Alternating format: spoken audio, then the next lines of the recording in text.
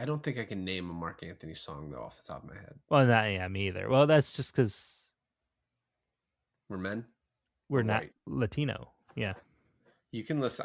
I listened to Bad Bunny in the halftime show. I thought it was quite good. So You didn't listen to the other one, the Kid Rock. Kid Rock hasn't had a good song in 15 years.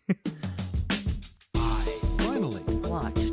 I finally Watched. I finally watched. I finally watched.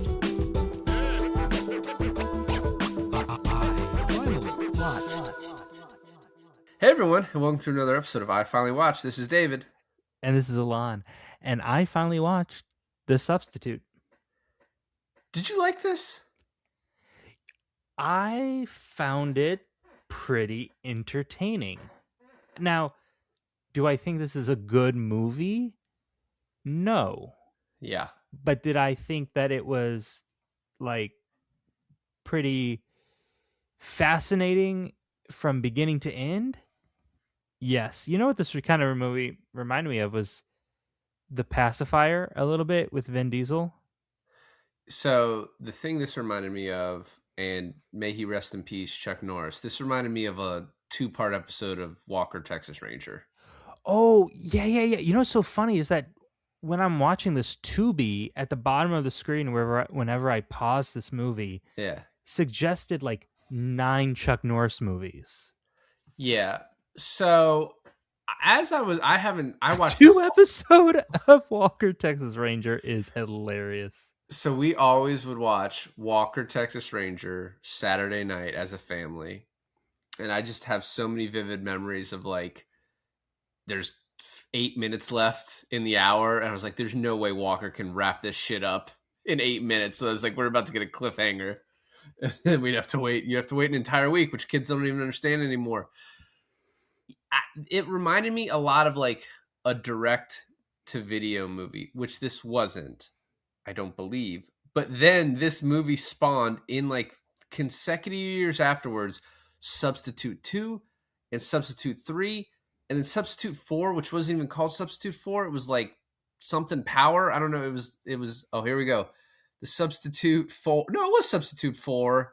Failure is not an option. The 3 sequels starring Treat Williams of my Everwood fame, may he also rest in peace. Those were all straight to video, I believe. And I think he's supposed to be Tom Berenger's brother. I've never seen those because they look terrible. I watched this so much as a kid. So this came out in 96. I would have been 9 when it came out into theaters. So I probably was watching it around 10 or 11 quite a bit. And I loved this movie. Watching it now, I was like, you know what? This is a bad movie. There's a lot of things like laughable things, but I still loved it. And then we got to the end, and I think this movie went off a fucking cliff. As far as like the final siege of the school is not good. There's like, go ahead. Sorry. No, I'm just saying it's funny because I think that's kind of where the movie popped off for me, honestly. And I'll get to that in a second, but you're the same age as my chiropractor.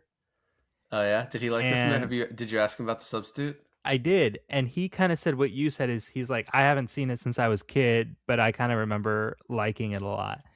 And I think this movie, I would feel the same way. If I watched it as a kid, I would like it a lot. I would have fond memories of it a lot.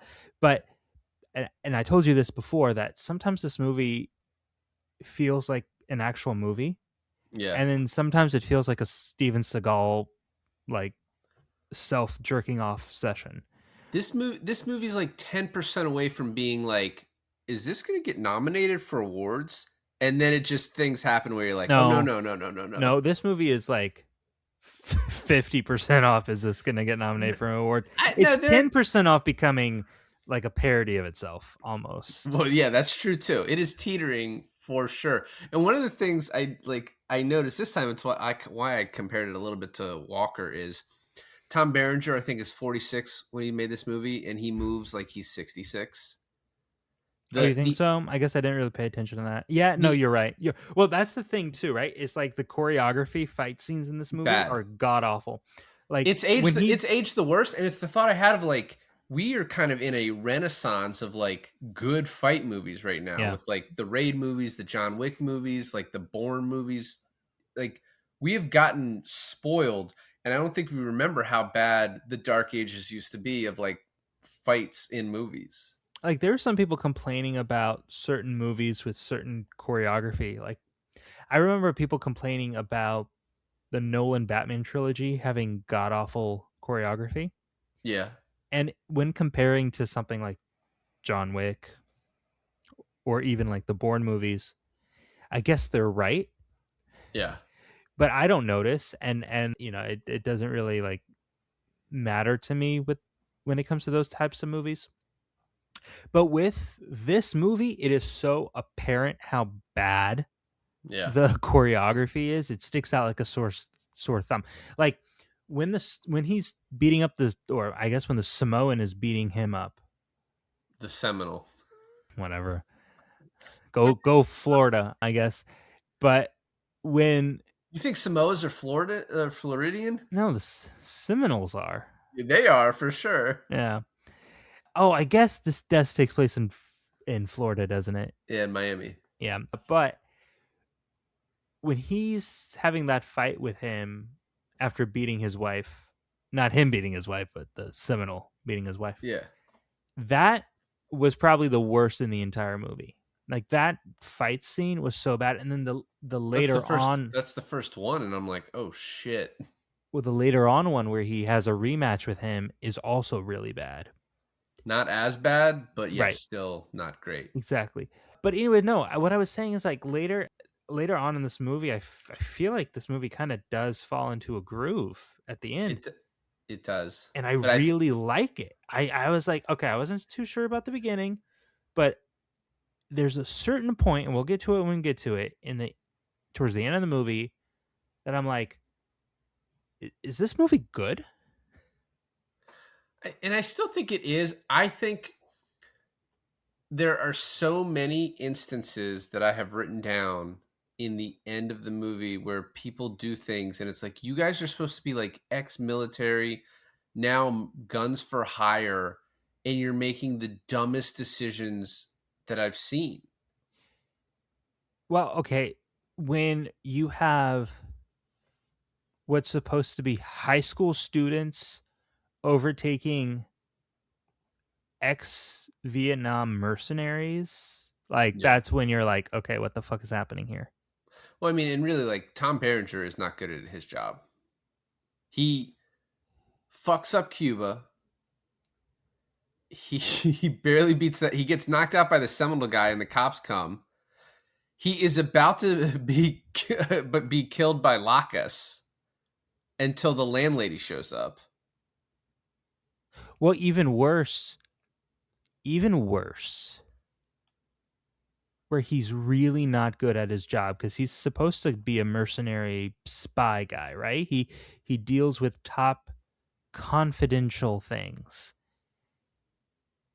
And he can't think, "Oh, I'm going to work at the same school that my wife works at or my girlfriend works at. The teachers that I'm getting to know, they would never go over to her house where I have photographs of myself, and they would never look at those photographs and put two and two together and recognize me as that teacher's boyfriend." Like that's insane to me that he did not think of that. So Diane Venora plays Jane, his paramour. We have done a movie that she has been in. She's great, by the way. I don't remember the movie, so you're gonna have to tell me. But I She's really enjoyed her. she is Al Pacino's wife, the mother of Natalie Portman in Heat. Oh yes, she is. Oh, she's much more attractive in this movie. I think she looks pretty much the same. She. It's personality. She comes off real You like the nigger. broken leg, the broken leg. You're like, ah, she can't get away now. I get it. Well, I think Tom Berenger thinks she can't get away. So the next point I want to make, we can really start at like, I want to start with they fail this Cuban mission. 3 of their guys die. I So don't they're even remember how they fail to keep him they missing. don't show you. They just we Oh, should. okay. He's like they pick up Tom Berenger. And he's like, yeah, 3 of our guys are dead. We need to lay low. And then Forsyth, who is William Forsyth, who plays Holland. He's the only one that realizes that this movie shouldn't be completely self-serious. Like he is in a different movie than everyone else, Yes. and he is fucking killing it. Insane, dude. Insane. And he is usually like one of the standout performances of everything he's fucking in. And he does not get enough recognition as like an amazing actor.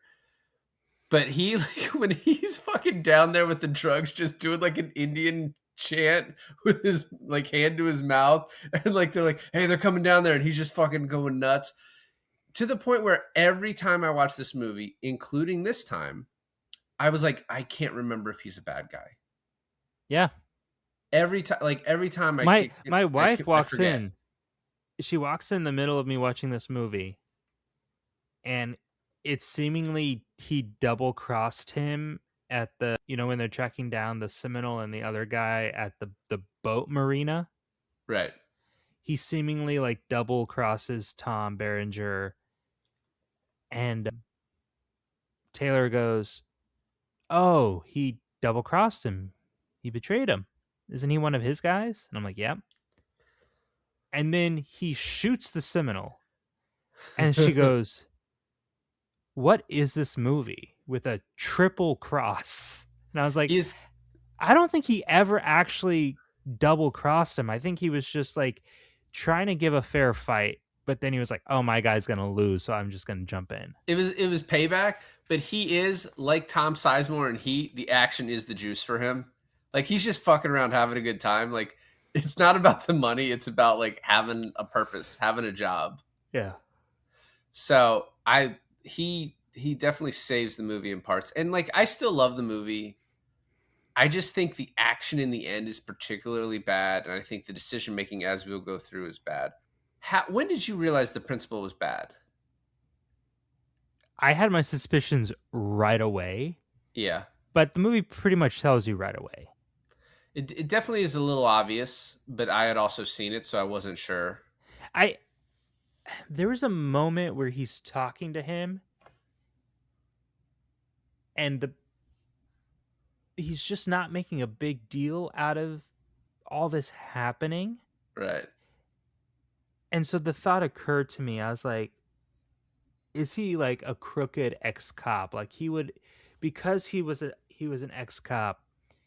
And Tom Berenger is almost kind of interrogating him in a way where he's like, "Hey, as a cop, maybe you should be looking into this matter more." You know what? I'll tell you what. When she goes to him, to the About the principal, threat, and he's like, "That's not enough." and I was like, maybe he's in on it. Yeah. Well, so she says she gets threatened. Then she goes outside and does like the gang sign, but like turns it over. So they like attack her. One of the Yeah. guys who was on her car is like, "This is how I'm gonna eat your pussy," as he's like hitting on the window. And then she drives home, and she's like, "Oh, my kids are trying to kill me." When she sees Tom Berenger, we almost did skip over. So the strip club scene where it's like it's Uzi night, and they just have Uzis with alcohol or water or whatever that you spray at the strippers. To him, like going to the drug guy's house, like the guy who wants them to protect the drugs, Yeah. and he makes him shit himself. Yeah. Yeah. Although, okay, so a couple of things about that. I'm like, they're going to connect these two storylines together. They have to, right? Yeah. So I kind of saw that coming. But I was just like, okay, he's not going to get hired by this guy. I did find it weird that, yeah, that's one thing. I also found it weird that like teachers would find their own substitute, but I guess it's like, oh, it's a shitty school, so it's like the administration doesn't do any of that. Like it's your responsibility. Was it obvious to you that the other teacher, the black teacher, was going to die? It's hard for me to know because I knew I remembered that part of it. That was so sad. I was pretty bummed about that. No, hold on. Let me get back to the drug dealer guy. So he's doing like mercenary tryouts, which I think is hilarious. It's actually one of my favorite parts of the movie. And they're watching this dude's reel, his Yeah. demo reel, right? Got to get a real pops. And I'm watching it thinking to myself, I don't know how this movie is going to set it up, but Tom Berenger is going to kick this guy's fucking ass. Like the guy with the reel, right? It's a little bit of a weird thing because this guy does not look like when you start this scene, you're like, are they going out for an acting role? Yeah. I thought maybe like, and because it's been a while since I've watched the movie, so I don't remember this part. I was like, is Tom Berenger going to be a consultant on this guy's next movie? And then it's like, oh no, this is a mercenary too, Yeah. and you're going up for the same role. Apparently, you're doing interviews at the same time. That's never a good sign for a company you're going to go work for if they No, interview no, no. both of But you at the same you know time. what his reel reminded me of? It's like something you would watch behind the counter of a Bass Pro Shop, like trying to sell you like their Yeah. equipment, like buy our knife, buy our gun, buy our riot shield, right? It's like But those really cheesy commercials. so this guy seems like a joke, and then he ends up shooting the black guy point blank in the head I at was the pretty end. I was pretty mad at that because I was like, I think the one of the ways you could have made the ending better is the mercenary, that guy that the drug dealer ended up hiring. They should have made it a fucking joke. Like they Like should have that he been was so terrible. that he was terrible, Yeah, which he sort of was, but yeah, he does kill. but not that terrible, and they should have made him more terrible. So I think we can move to his first day as a teacher, and the class is like it's the classical like train wreck. I think a lot of people compare this movie to Dangerous Minds, and Jerome does this rap. It's pretty fucking terrible, and I like say that, and then Behringer's like, "That's pretty special stuff right there." Yeah, you know, I was watching the scene and like with the kids and stuff, right? Because this almost becomes like a different movie at this point, Yeah, and I never really got the feeling at the beginning of this that I'm like, oh, he's gonna go in there and reform the school, and like he's gonna give hope to these degenerates and like make them want to learn. Never did I even think that. I was like, this grown ass man is going into this school full of high schoolers and he's gonna kick the shit out of every single person here, yeah, right? yes, And the fact that like later on, really the only ones who ended up being bad were the the bad guy. yeah. Um, The principal, Johnny, and then Lacus. Also, the principal has like the school security in his pocket too, He just call. Yeah, we'll get to that. He just calls them to go take their guns and go kill somebody. with a student. Yeah, yeah. We'll get to there. No, We'll get okay. to there. So hold on. So the fact that he is able to like connect and reform all the other kids in the class, that part of the movie, I did not see coming at all. Especially when he's talking to the woman later to Jane. He's like, "Yeah, I'm really starting to care about these kids." You're like, I was like, what? no, what? Well, he is supposed to be the good guy, right? His team is like, "Yeah, fuck it. We'll sell drugs. We'll do whatever. We'll like." And he's like, "No, we don't do that stuff." I do like his one line. He's like, it says a mercenary is someone who works merely for the money, and he's like, "It's the merely part that bothers me." And I was like, "That's a really good line in a movie like this." Can we talk about the other really, really good line in this movie? You never have to ask permission. What's the other good line? I was so surprised that this line existed in this movie because I was like, that is genius writing. Where the black teacher goes, he says, "Oh, I understand the mission." He's like, this is a co op between the CIA and the PTA. That's the line that's like in the trailer. Yeah, that's the line in the trailer for sure. He's talking to the librarian. He's like, "You make this coffee, it stays black after you put cream in it." I was like, I don't even know what that means, but that's good. That's good. Yeah. So he goes to Roll A to get the Lacus file, which is him. He knows he's not going to give him the file because he already suspects the principal, but he's trying to just get a read on him. I love the he's like, "I have the people in shop make these boards for me, and then he punches it and breaks it. He's like, I have them make more and more of these. I got a box under my desk where you got the power perceived is power achieved.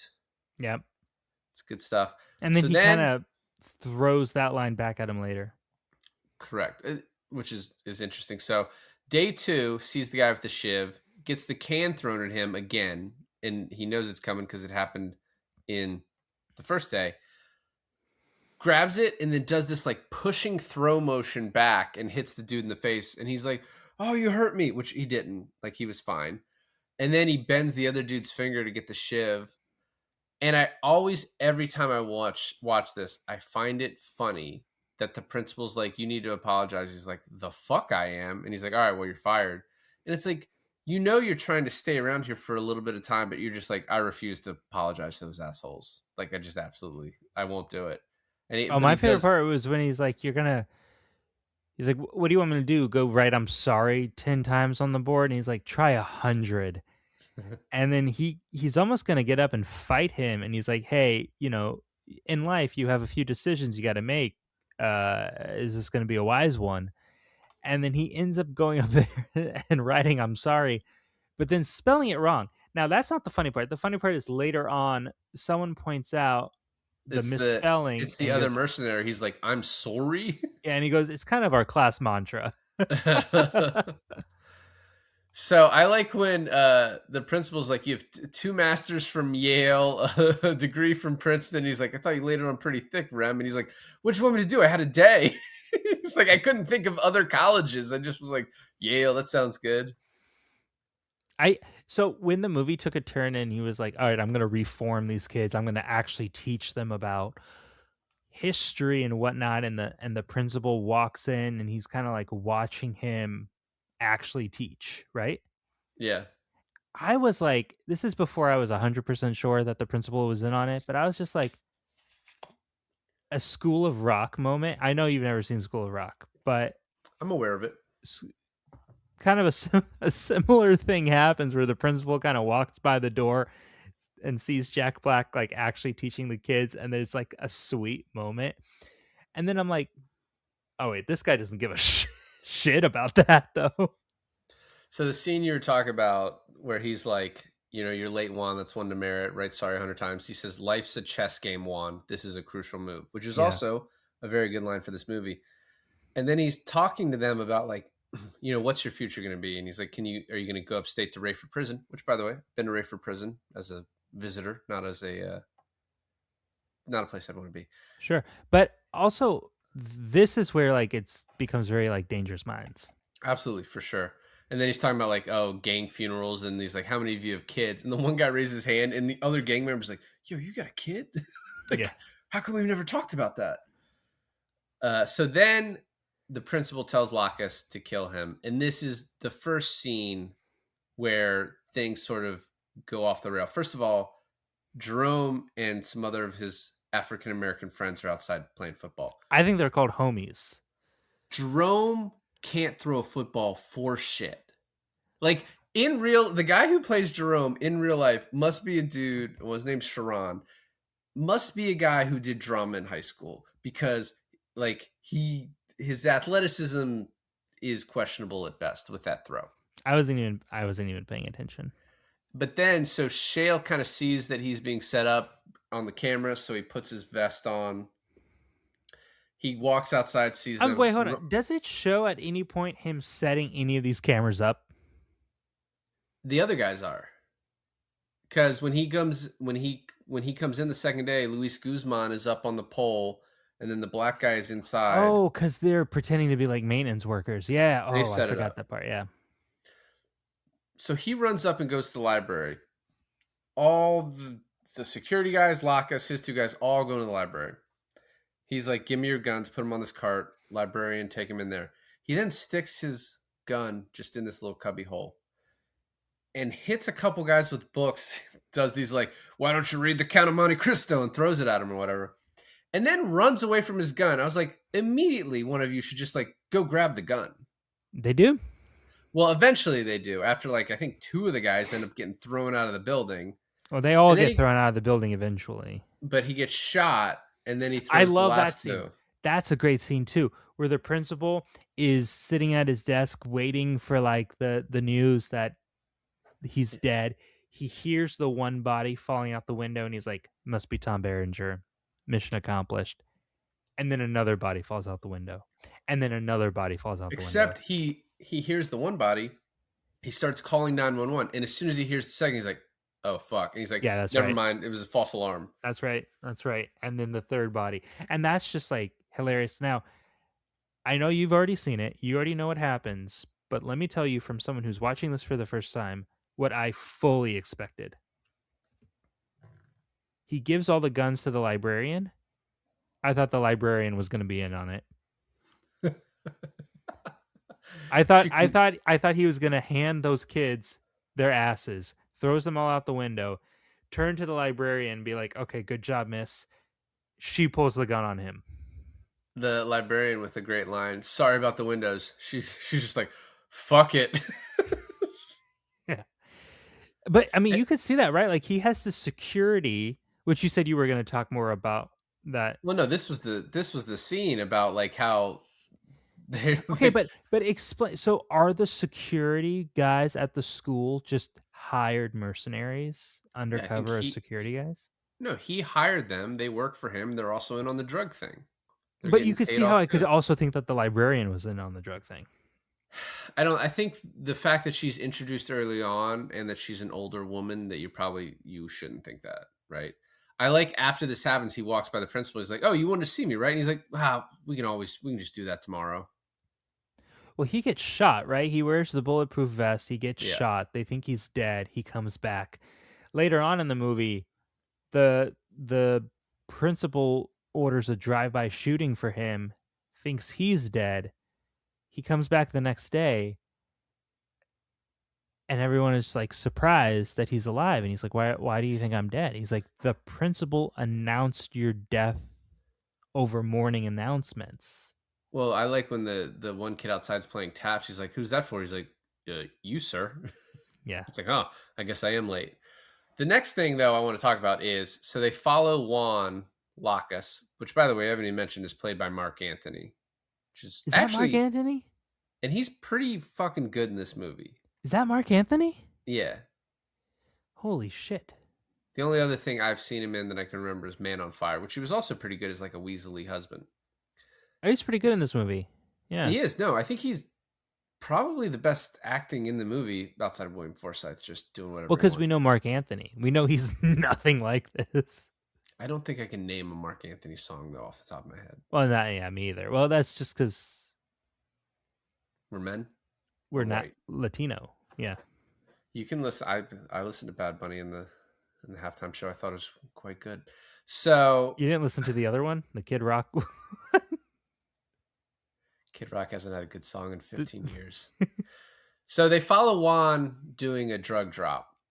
And what I found funny is movies in the 90s were just like, yep, if you tail a car, you are on its bumper and they will never realize they are being followed. Joey, played by, we haven't even talked about Raymond Cruz, a young, very svelte Raymond Cruz, just following right on his ass. Then when they see the cars switch and they follow the big Seminole Indian guy, Joey is 20 feet away from these guys behind a very tiny bush, just watching them. I was like, they could see you at any moment. Well, this is the part we already talked about where Holland comes in and fucks with him a bit. And Correct. And I love, too, that he's about to kick me. He's like, shoots. He's like, none of that ninja shit. Which is like, it's not very ninja. that's another funny line that like kind of takes you out of the movie a little bit. Not takes you out of the movie, but just like it cements that Holland is in fact in a different movie than everyone else. So next we get Johnny Glades calls the principal and he throws the surviving guy through the fan boat blade. Yeah. That's got to be messy, right? Like, Dude, I love the juxtaposition of like cutting to his wife squeezing the lemon juice. dude, one of the reviewers on Metacritic, because this only has like a 41, and a few people get like this is just a fun movie, but one of them was like that was the worst part. Someone also gave it a 0. The Austin Chronicle. My Go wife fuck didn't like yourself. that part. She thought that was a stupid cut. I was like, that's a funny cut. I think it is probably a little bit overdone, but as a kid, thought it was great. So then Shale uses all the money they stole from this drug deal to buy just a bunch of shit for these kids. I love that part. How did he get it there the next morning? Express shipping, he could afford it. From where? Best Buy. No, it's back in 1996. Circuit City, bitch. Circuit City.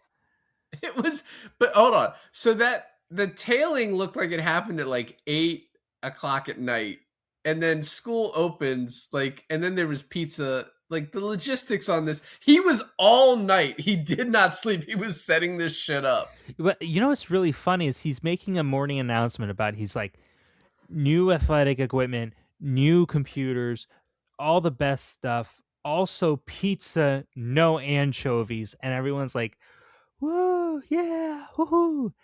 And then the principal comes in and he's like, "You're fired. This is not happening. Fuck you." I'm like, "You can't do that."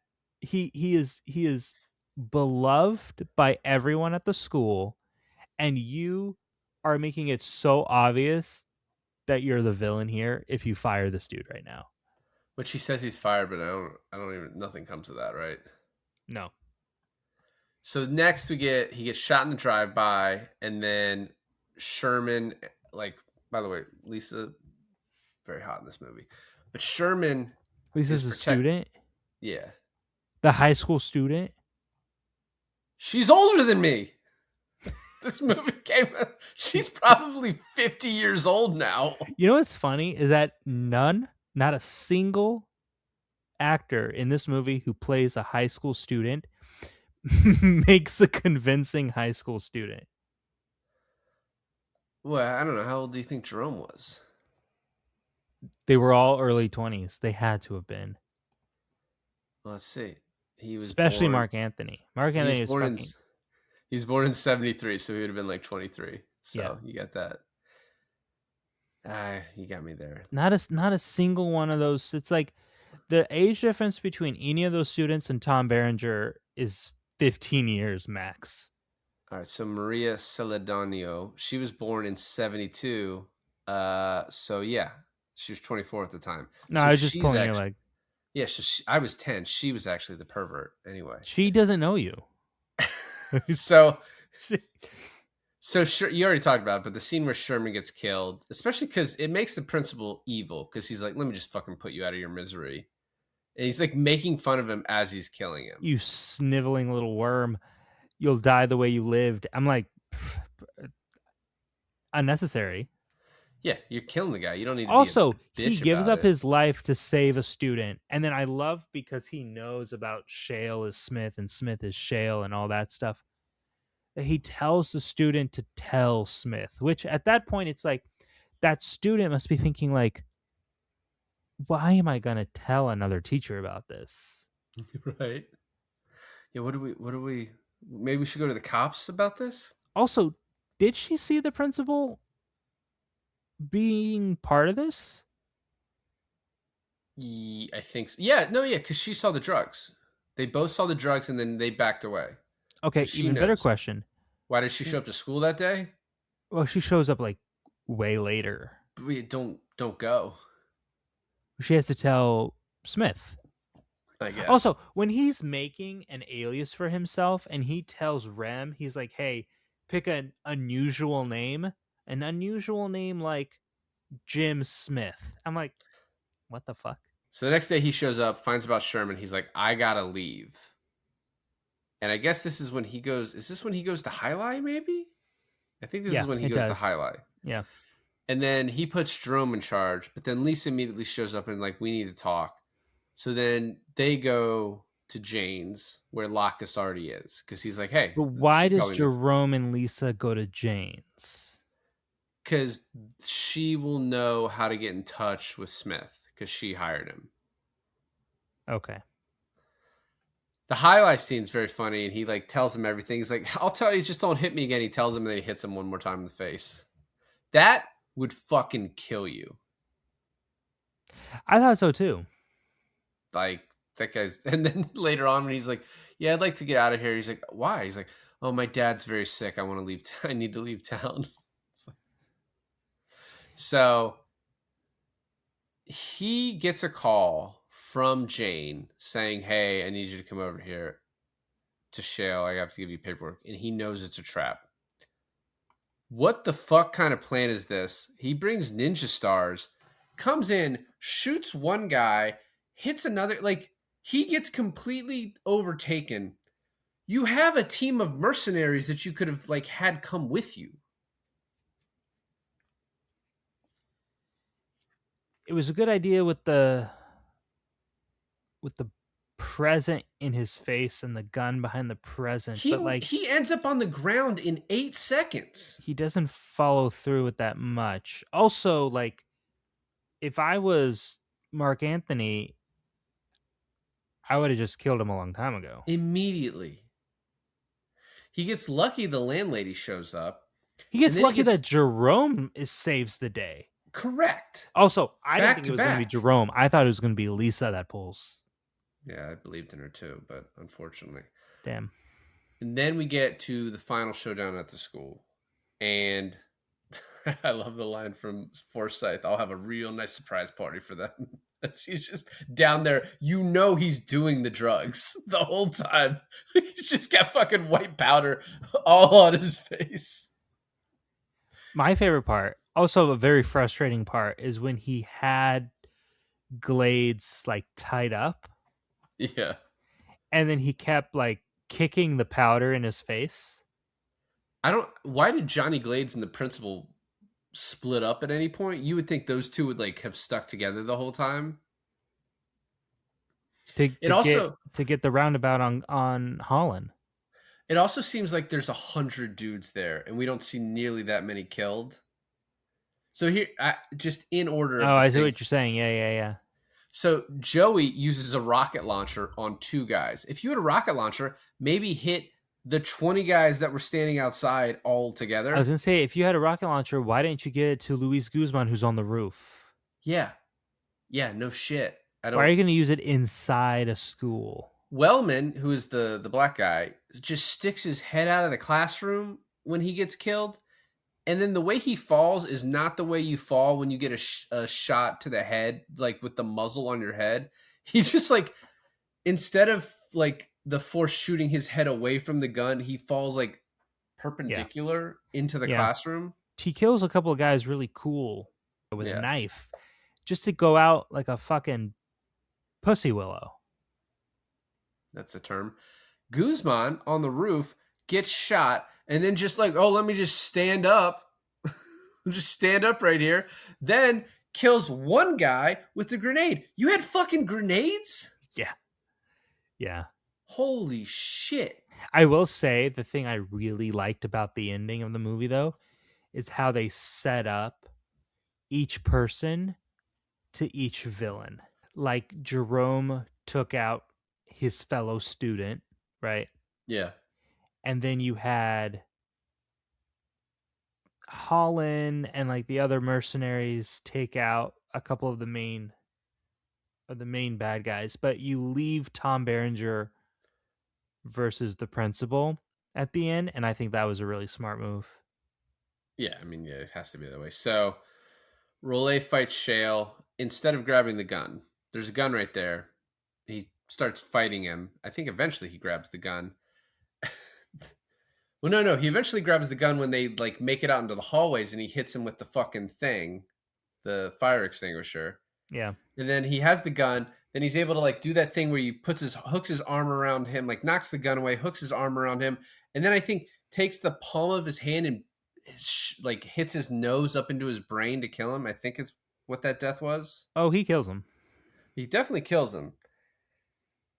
And then the worst acting in the movie when Shale walks outside and Raymond Cruz is just sitting there. He's like, I thought you were gone, man.